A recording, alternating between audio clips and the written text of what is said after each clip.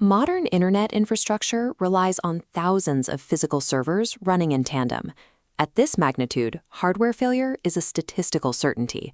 Drives stale, power supply short out, and entire racks can go dark, triggering a cascading blackout. Developers build modern applications using containers, which are lightweight software packages that bundle an application with every file and dependency it needs to run.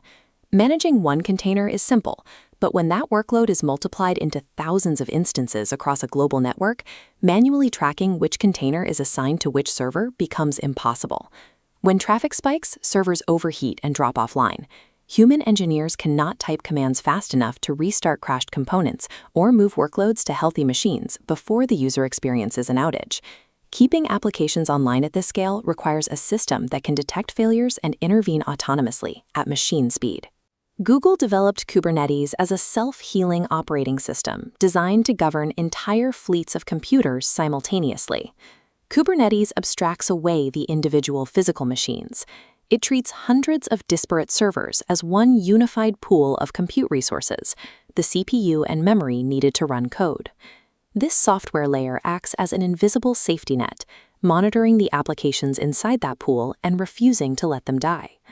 While physical hardware remains manual and fragile, Kubernetes transforms infrastructure into automated software that can survive local failures without human intervention.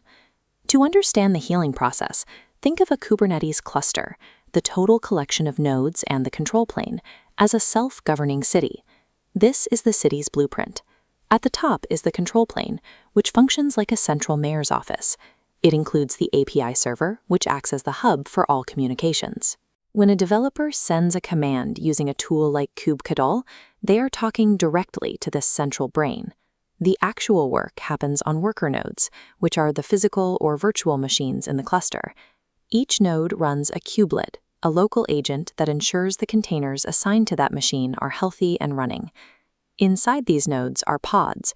A pod is the smallest deployable unit in Kubernetes, representing a single instance of a running process. Each pod receives its own IP address, allowing it to function like a virtual host within the cluster. This hierarchy separates the global decision-making of the control plane from local execution on the nodes. It allows the system to manage thousands of machines without creating a central bottleneck. This structure explains how the city is built, but it doesn't explain how it heals itself.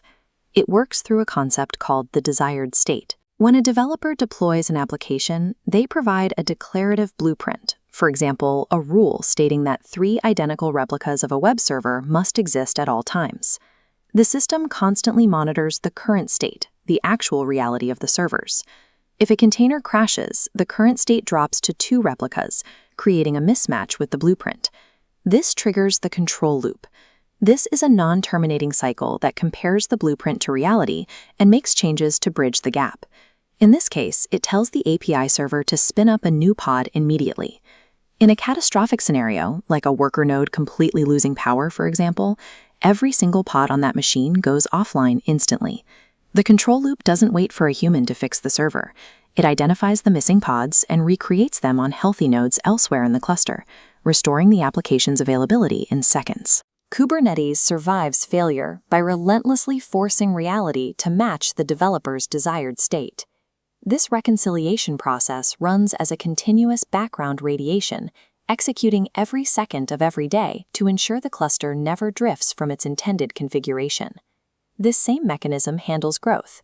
If a traffic surge hits, the system detects the increased load and automatically scales the number of pods to match the new demand. It also manages efficiency, constantly repacking containers to fit them into the available server space. This ensures the cluster uses every megabyte of RAM and every CPU cycle effectively, eliminating the waste of underutilized hardware. As distributed systems grow in complexity, autonomous control processes have become the only viable way to manage the modern web. By automating the health of thousands of machines, Kubernetes allows developers to focus on writing code while the system handles the chaos of the cloud. But this healing power depends on the internal anatomy of the pod, the logical host of the cluster. Why does Kubernetes use this abstraction instead of running containers directly? And if the control plane is the brain making every decision, what happens if that brain itself experiences a failure?